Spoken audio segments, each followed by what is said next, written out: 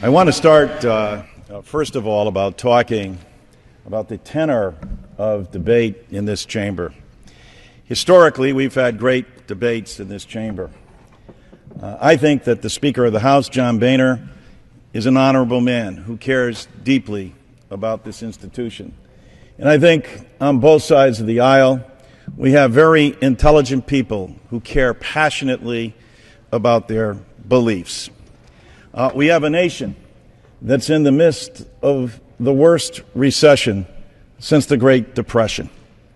It prevails on us as Americans to come together and face the problems that our nation is currently dealing with. You heard Representative Chu mention it earlier. Ronald Reagan did so at that time with a Democratic Speaker, Tip O'Neill.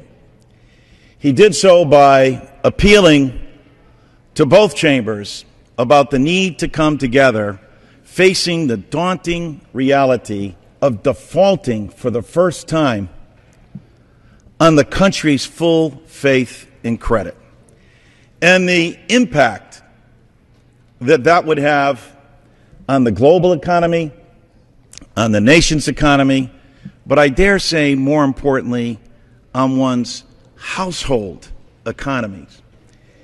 And from my perspective as a member here and going back home and listening to our constituents, I think that's the most important thing, is their household economies that are hanging in the balance here. Washington can oftentimes provide great theater and great back and forth, but we do not want this to become the theater of the absurd as our constituents look on in the pain and agony of being out of work and wondering whether or not their government is going to be there for them. So I hope that we're able to pass a clean debt ceiling, as Ronald Reagan did 17 times.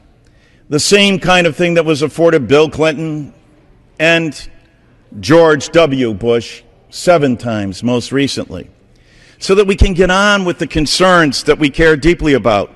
And whether it's dealing with the national debt and dealing with the issues of spending and making cuts that will strategically grow the economy, or whether it's dealing with investing in the American people and making sure that revenues that come in do so to put America back to work, like the creation of an infrastructure bank funded by the private and public sectors working together to create those much-needed jobs, but essentially putting America back to work.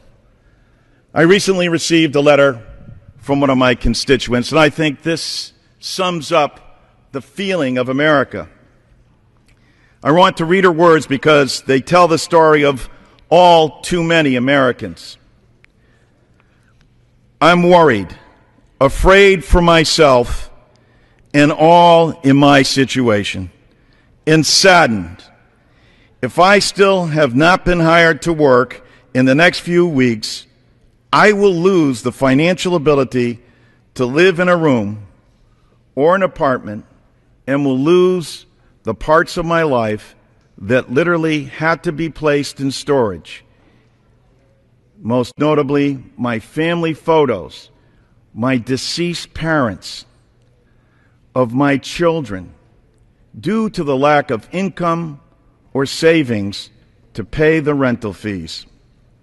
I have no one who will take me in or who can afford to do this.